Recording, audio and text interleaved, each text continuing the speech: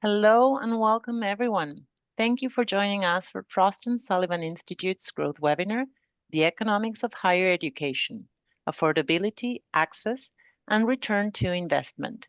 My name is Julieta, and before we get started, I'd like to go over a few quick housekeeping notes to help you get the most out of today's session. We encourage audience participation throughout the webinar, whether you're joining us via Zoom or LinkedIn. Zoom attendees, feel free to submit your questions anytime using the Q&A feature or the raise hand function.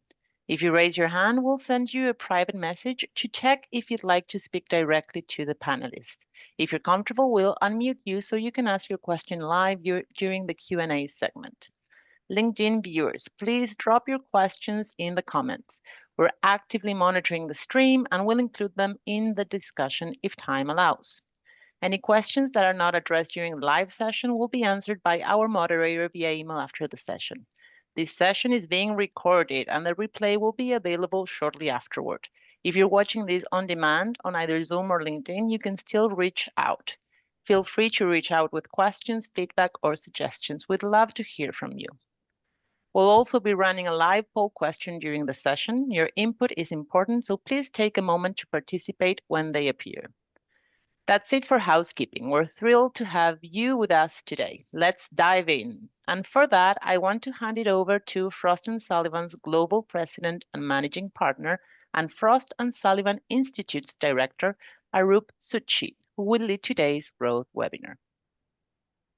Thank you very much, Juliet. A very good morning, good afternoon, good evening to everybody. Thank you very much for joining us today. We have a very powerful session, and I'll share a little bit of a context with all of you, and then we'll take a deep dive into trying to understand the context, the background, and some of the initiatives that this organization has been working on for many, many years. Now, as you know, education is a very powerful catalyst for change, but we are seeing it slipping today, and it is becoming more and more difficult for millions of people all across the world to get access to good education. Especially in emerging markets, families can spend anywhere between 50% of their annual income on higher education compared to approximately 16 to 18% in developed economies. So you can see education is becoming even more and more important. At the same time, it is getting even more difficult for people to get access to good education. So as you can see, only 1 in 10 students have access to very structured financial aid or affordable loans, even in developed countries like the United States and countries in the European region. So financial stress is now accounting for over 50% of why many of the students are dropping out from these sessions. And this is something that's been validated by the UNESCO organization. And a very small percentage, and the estimates are anywhere between 8 to 10% of students from low-income families end up actually completing their degrees and completing their education. So at Frost & Sullivan Institute, which is Frost & Sullivan's nonprofit 501c3 organization, we believe that education must remain a right, not a privilege. Everybody on this world or in this world should have access to education because education basically helps make the necessary changes. That's why we are accelerating this particular part of our global priorities, one of the 7 global priorities, to 0. And we want to make sure that education is available to people in all parts of the world as quickly and as cost effectively as possible. So with that context and background, I'm very, very honored to actually introduce Mazin Mukhtar, who is the co-founder and CTO of the Akshar Foundation. He is a visionary leader. We've had an incredible number of conversations with him, and I'm just so personally impressed and touched with the work that he has done with his organization, where he has successfully redefined education, made it accessible by creating sustainable, cost-effective models that benefit children from lower-end communities. I'm not going to give you all the details. I'm going to hand it over to Mazin to provide some initial perspective, and then we'll go into our Q&A session. So Mazin, with that, let me welcome you and thank you so much for joining us today. Thank you, Aroop, and thank you to the entire team at Frost & Sullivan Institute for inviting me for this wonderful event. I just want to start by giving a brief overview of our work. Essentially, what we've done is develop a model that employs child laborers back into school to prevent them from engaging in dangerous manual labor. We created this model because we noticed when we were recruiting the most at-risk children, we saw that many of them were skipping school when they got an opportunity to work in stone quarry, in construction, in wood cutting. And these are boys, from around age 10 that are sent to these jobs. And girls are similarly sent mostly to household maintenance jobs. So what we did was try to convince the parents, send your kids to school instead, and they can generate some revenue by coming to school. And we call that learning and earning. So I just want to share a quick video to give people an idea of the work that we're doing.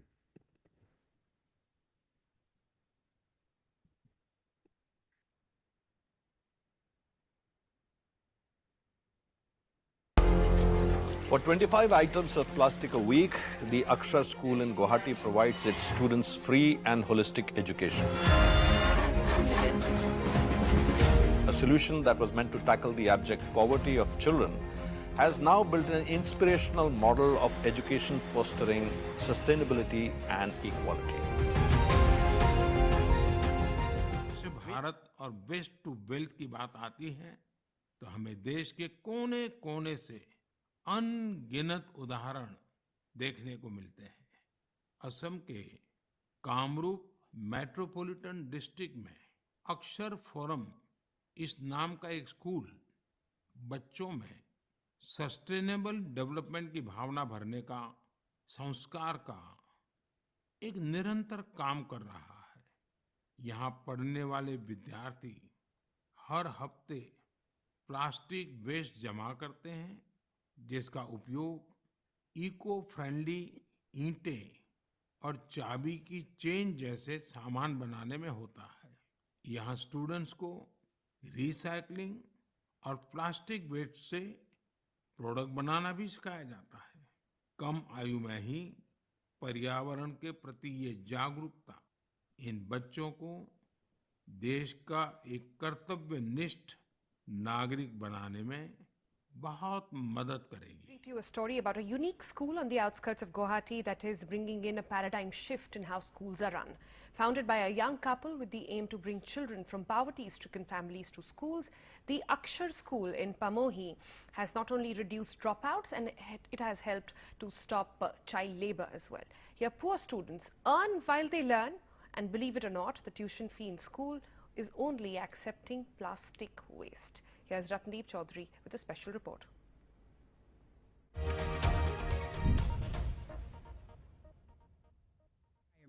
Akshar Forum School is now mandating that students pay for tuition in plastic waste.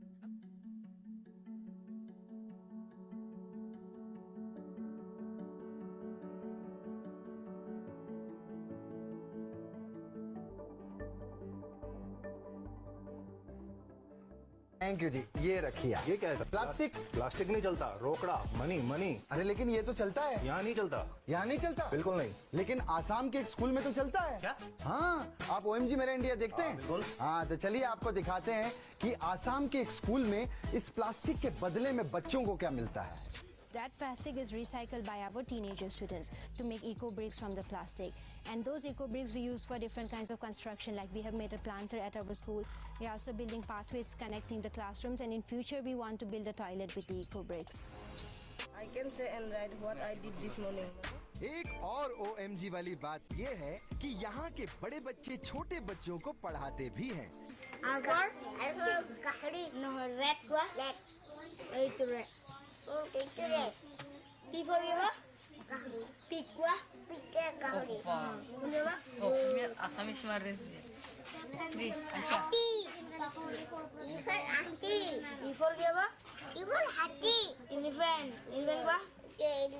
Good.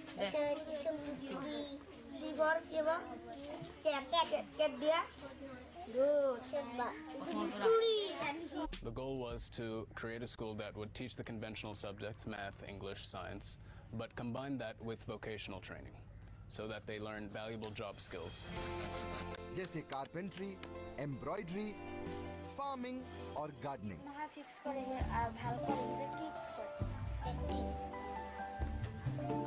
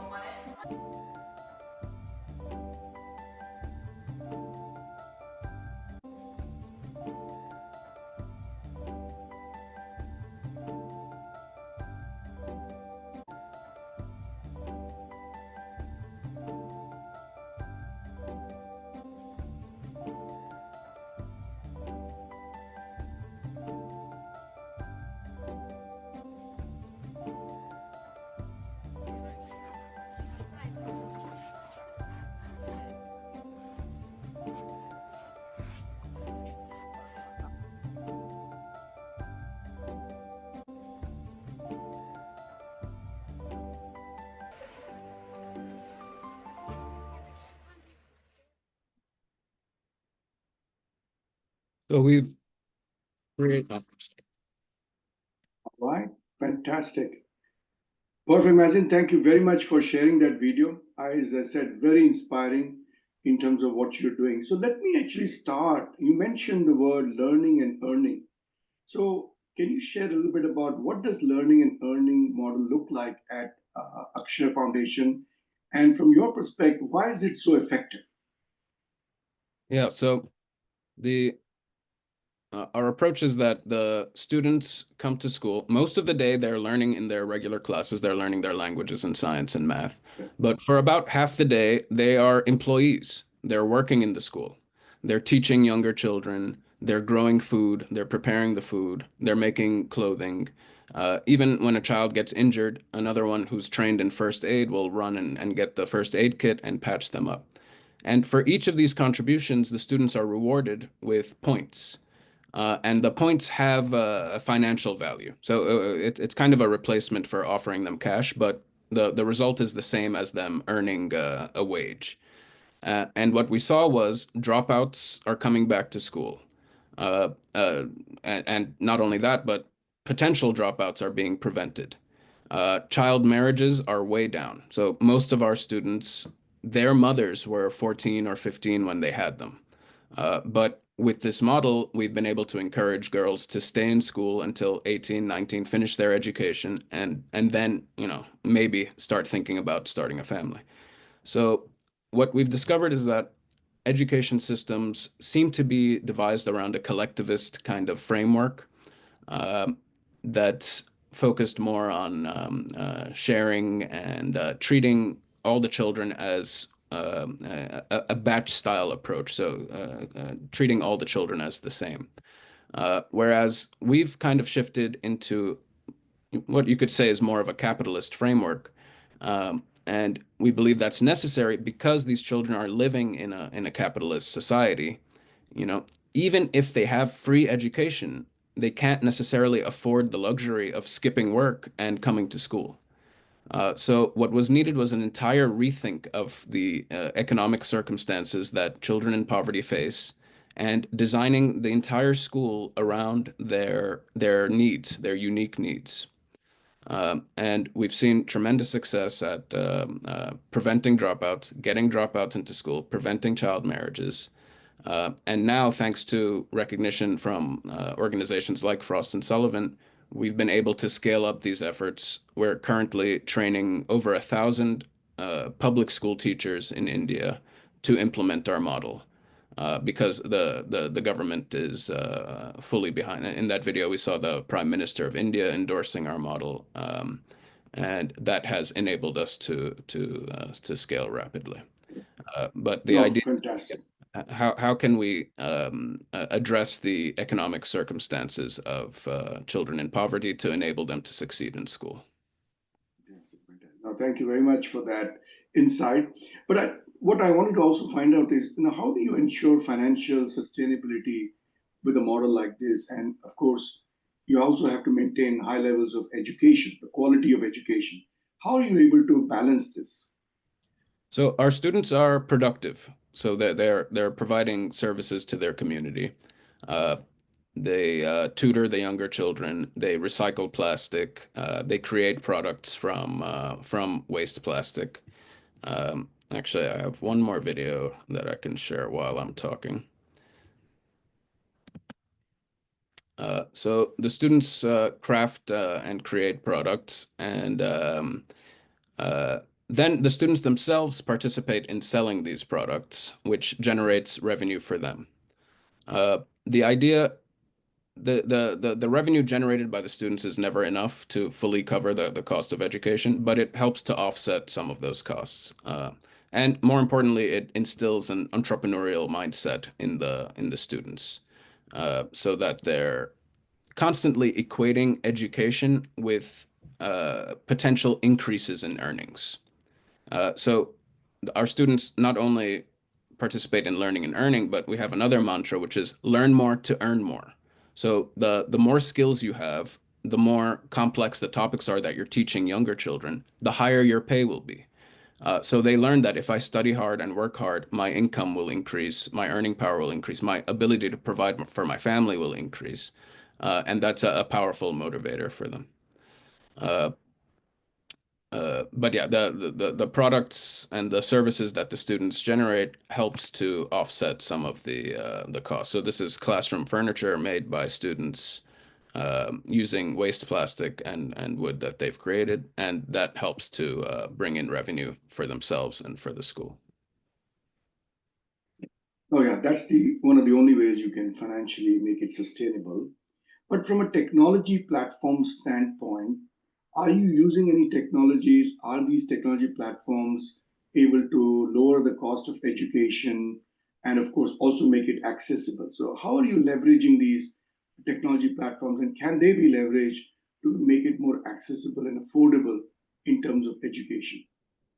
Yes, so technology has been a huge enabler for us. Part of our model is that we assess each child individually and meet their needs individually. So children in poverty, you'll often find kids who are 13, 14 years old, and they're nowhere near to their grade level. So they don't even know the alphabet, they don't know basic arithmetic.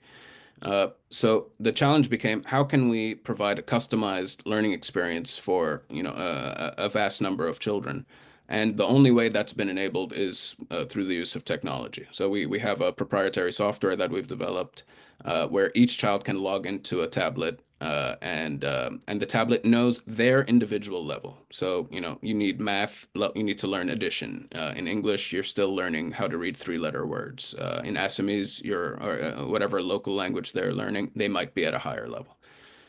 So technology is definitely the key to providing a customized learning experience to the students.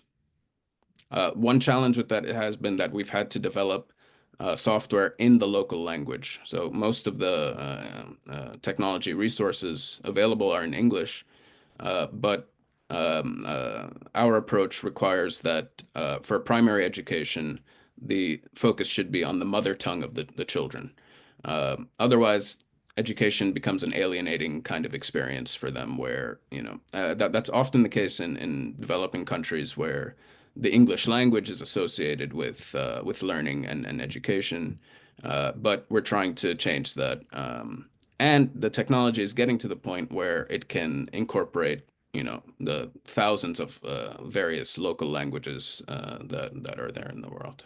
Absolutely. And as you know, with AI, there are so many more things that are going to become possible, right? So even though you speak in one native language, but the translations can allow you to communicate with a much broader audience. So that, I think, technology will certainly be a big catalyst to drive education all around the world. But from your perspective, having pioneered this sustainable model, obviously there are some misconceptions that exist and are prevailing in the system.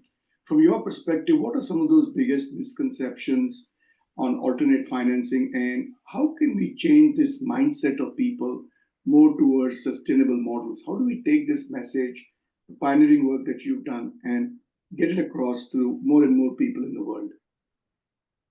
So I think one of the biggest misconceptions is that if education is freely available, then all the children in poverty will be able to access it. But what we found is even if there is access to good quality education, there are still barriers for those children to attend school every day.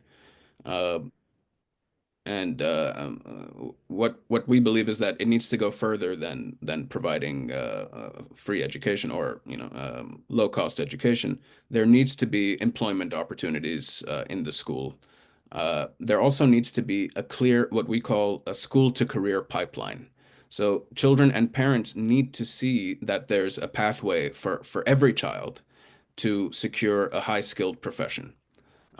The way the education landscape works right now is essentially K through 12 is a protracted college admission process. So the entire system is designed to identify and channel the children who are going to university, which in the US is only about 1/3. In India, it's less than 10% who are going to institutions of higher learning. So what we need to see is a focus on that 90% who may not be, becoming doctors and lawyers, but our belief is that society needs all kinds of technical skills, all kinds of people, whether they're carpenters or ambulance drivers or electricians or plumbers, that are rich, rewarding, high-skilled professions, but that don't get the respect that they deserve. So our feeling is there needs to be more of an emphasis on vocational training, um, uh, kind of a return to an apprenticeship style education where we're bringing in expert craftspeople, skilled technicians. In Mumbai, we're training students in henna, the art of henna and cosmetology, which is can be a lucrative profession for many students. So we need to shift our mindset, recognize the harsh economic realities that children in poverty face, and rethink how we structure schools to incorporate them.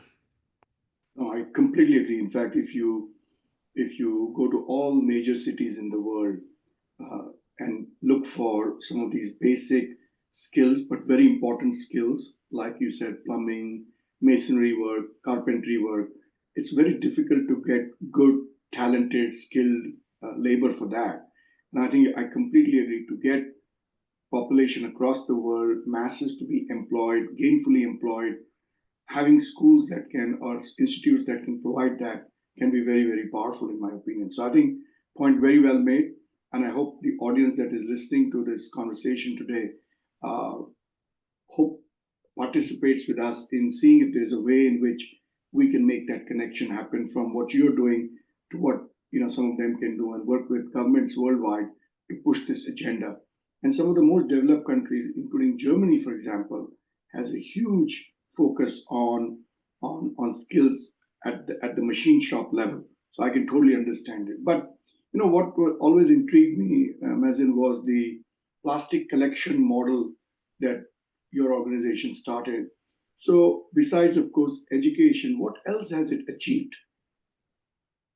Yeah, sure. So the primary purpose of our recycling activities was initially to create employment opportunities for these at-risk teens. They were teaching the younger kids, but we wanted to give them more hours of work to do.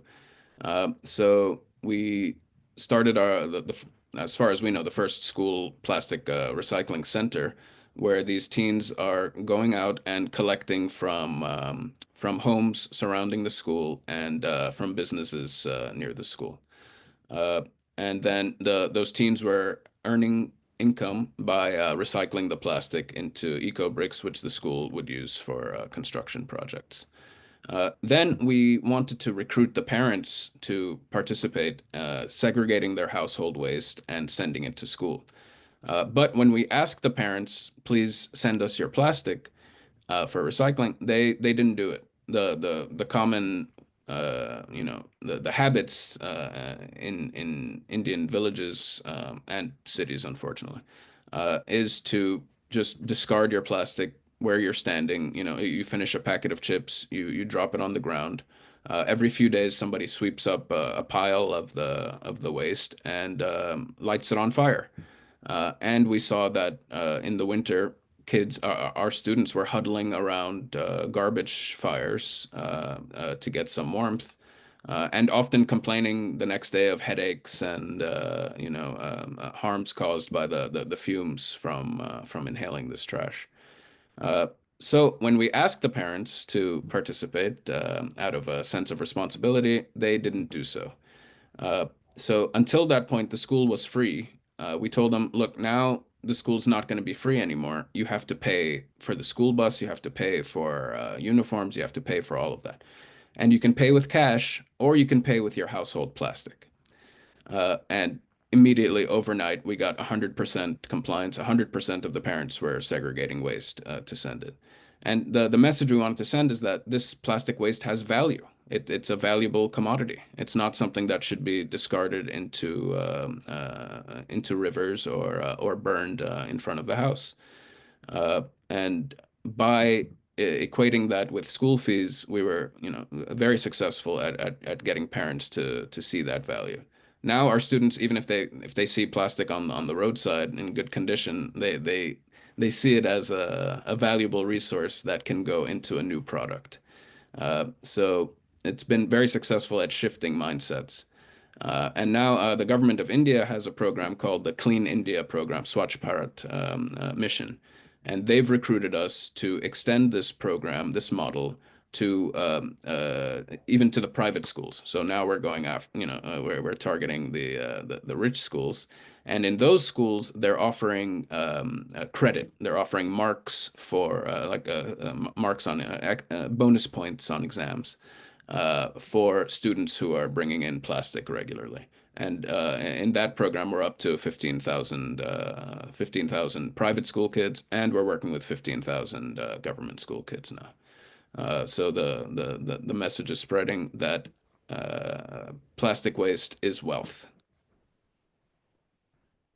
No, I think this is very, very powerful. I think there are sometimes incentives that need to be given to parents from a different perspective, so they understand that they have valuable assets that, when used correctly, can fund many of the expenses. But when you look at communities that are considered marginalized, right? Of course, besides tuition fees, they struggle to get other infrastructure like books, transportation, you mentioned, digital tools, etc. But from your perspective, at a broad level, what are some of the key challenges that these underprivileged students typically face beyond, of course, the cost of tuition and transportation? What's been your experience on that?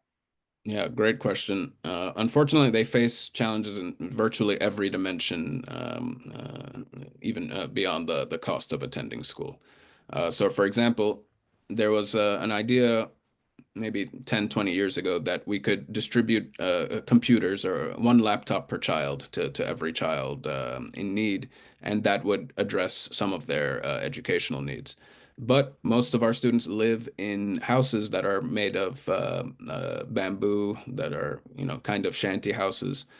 So even if we give them books, they're not able to keep those dry and in good condition because their houses don't allow it. So they certainly wouldn't be able to maintain a tablet or a device. A lot of kids, because of the dire economic situation they're in, any resources we give them are often subject to the parents taking them and selling them off for whatever purpose. The rates of alcoholism and drug abuse are insanely high, which they're trying to fuel that by selling off anything that a nonprofit might gift to the children. The parents are the ones who are telling the kids, don't go to school, go to work instead. So the dire economic situation is does not create the kind of safe space that you need at home for a child to achieve success. Another finding is that our feeling is that most of the success of middle class and upper class children are because they have educated parents at home. The educated parents are not only reinforcing the importance of education and making sure that they're studying and getting to school every day, but they're actually literally helping them with their homework or sending them to private lessons. Our kids don't have that. They may not have parents at all. In that video I shared of we saw two boys who were one older boy who was tutoring a younger one. Both of them are orphans. They don't have anyone at home. But with our system, we could employ the older orphan. The older kid then develops communication skills, empathy skills, leadership skills. The older kid also reinforces his own learning. And then meanwhile, that younger student can then get access to daily one-on-one mentoring, which we feel is more important than even having good teachers. You need to have that one-on-one mentorship bond with someone who's guiding you. Then, not to mention getting into poor nutrition that the children in poverty have, which will impact their learning outcomes. And then even if you remove all of that, there's our students have kind of insecurities about their status in society. So if our students are invited to participate in events with students from private schools, they often feel insecure. They're made fun of by the kids who have nicer clothing and nicer shoes, and so there's just everywhere you look, there are obstacles for these children. And if we want to, everyone knows India has the potential to become the world's factory floor and to become or return to its status as the world's wealthiest country one day. But that's not going to happen without a robust education system and especially a focus on building skills. India is quite good at producing top-level academics who often, unfortunately, leave the country and go to the West. But it's time to put the focus back on that 90% who will stay there, build up their capacity, and ensure that they can achieve good academic outcomes. So, Mazin, we'll talk a little bit about scaling, but what I would like to do is request Juliet, who's put a small polling question to engage with the audience. So I'm going to request her to run that now, and then we'll come back and talk a little bit about scaling before we can conclude our session today. So, Juliet, over to you. Yes. Thank you, Aroop. So if today's conversation inspired you, would you like to get involved with the Frost & Sullivan Institute and our global initiatives on education and innovation? Would you like to connect with the Akshar Foundation to learn more about their impactful model and explore ways to support their work? Would you like to schedule a dialogue with the Frost & Sullivan Institute to explore potential areas for collaboration? Or would you like to stay informed by receiving updates, insights, and opportunities to engage in upcoming think tanks and impact sessions? This is a multiple choice, so you can choose as many replies as you'd like. And once the growth webinar concludes, Frost & Sullivan Institute team will connect with you to discuss your responses. Thank you, and back to you, Aroop. Yes, fabulous. Yes, please do give us that feedback. It's very helpful, and love to get you all engaged in this journey with us. So, Mazin, the next question, which was about scaling. I know there are challenges. How do we scale this? How do we get the world to know? What were the few things that you think we should be doing individually and collectively to scale this?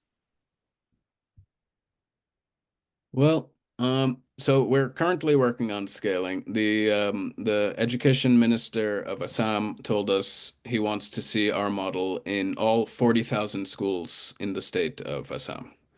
And we were flabbergasted and told him, we have a team of 200 members now, and we've reached 200 members from 50 members just in the last year or two. So we've expanded rapidly. Now the state of Assam has 200,000 teachers on employ. So how can any nonprofit actually achieve scale at training all of those. The way we work now is we send our teams to work in the schools and to train the teachers. We bring tablets and computers and printers and show the teachers how to track individual students' progress, how to coordinate the vocational training, the plastic collection, the peer learning where the older kids are teaching the younger kids. But how do we achieve that at scale is something we're still figuring out.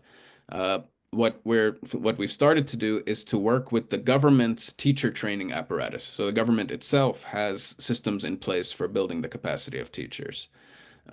And now we're starting to work with those people so that then the impact can be multiplied. We're in consultations to include our model in the Bachelor of Education curriculum, so that new teachers who are graduating already have the exposure to our model. The Prime Minister giving his endorsement also helped us to spread the word. But essentially what we need is awareness. We need productive knowledge sharing sessions exactly like this one. And we need to push those sessions on the government teacher training apparatus. And that, we believe, holds the key to scaling. So just to conclude, Mazin, obviously, for this to also scale, I think you need policymakers, like you said, you need active involvement of the community. But if you want the people that are hearing this session today to take one key action post this webinar, what would that be? What would be a key action you want them to take post this session? I would like people to start to envision the hands-on trades as equal to the academic trades. I would like people to think about the idea of the ivory tower, of the separation between academia and society. Why does it exist like that? If the purpose of academia is to educate people, shouldn't it be deeply embedded in society?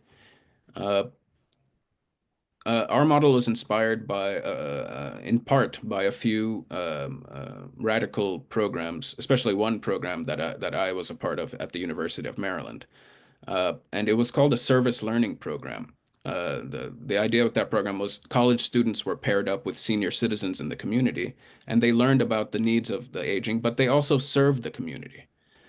So I'd like people to start thinking about how to break down the walls of the ivory tower and to get the academy to participate in society more. And I think a result of that will be that eventually, a master carpenter will get a master's degree in carpentry. That shouldn't be separate from academia.